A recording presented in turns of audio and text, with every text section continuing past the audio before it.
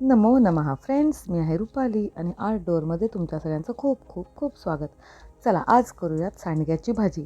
सांडगे हे आपल्याला वर्षभर कधीही अडीअडचणीला भाजी नसताना एक खमंग भाजी म्हणून वापर करता येऊ शकतो. वेगवेगळ्या डाळींचे सांडगे बनवतात. तर आज मी इथे घेतलेले आहेत फक्त मुगाच्या डाळीचे सांडगे. मुगाच्या डाळीचे सांडगे आणि त्याची भाजी बनवण्यासाठी सगळ्यात पहिल्यांदा मी इथे घेतलेली आहे कढई.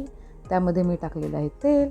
त्यानंतर टाकूयात राई, जिरे आणि बारीक चिरलेला कांदा. कांद्यासोबत मी इथे टाकलेला आहे 3-4 कढीपत्त्याची पानं.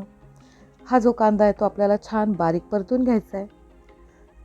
हा कांदा परतल्यानंतर मी इथे टाकलेला आहे अर्धा बारीक चिरलेला टोमॅटो, तिखट, हळद, गरम मसाला आणि मीठ. मीठ टाकताना आपल्याला थोडंसं कमीच टाकायचं आहे, कारण बऱ्याचदा जे आपण बाजारी सांडगे आणतो ना, त्या सांडग्यांमध्ये मीठ ऑलरेडी असतं. त्यानंतर मी इथं आपलं जे वाटण असतं, कांदा, खोबरं, आलं, लसूणचं, तर ते मी 2 चमचा टाकलेलं आहे. त्याच्याऐवजी बऱ्याच ठिकाणी शेंगदाण्याचं कूटही टाकतात किंवा डाळीचं पीठही टाकतात.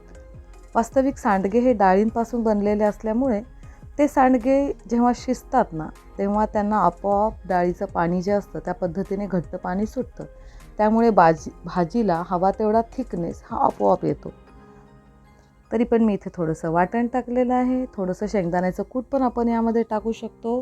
त्या परतलेल्या मसाल्यामध्ये मी इथं आता टाकलेले आहेत सांडगे आणि ते चांगले भाजून घेतलेत.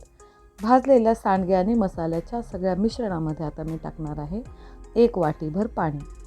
ॲक्च्युली हे सांडगे जसे जसे पाण्यात शिजत जातात तसं तसं त्यामध्ये असणारं सगळं पाणी ते शोषून घेत राहतात.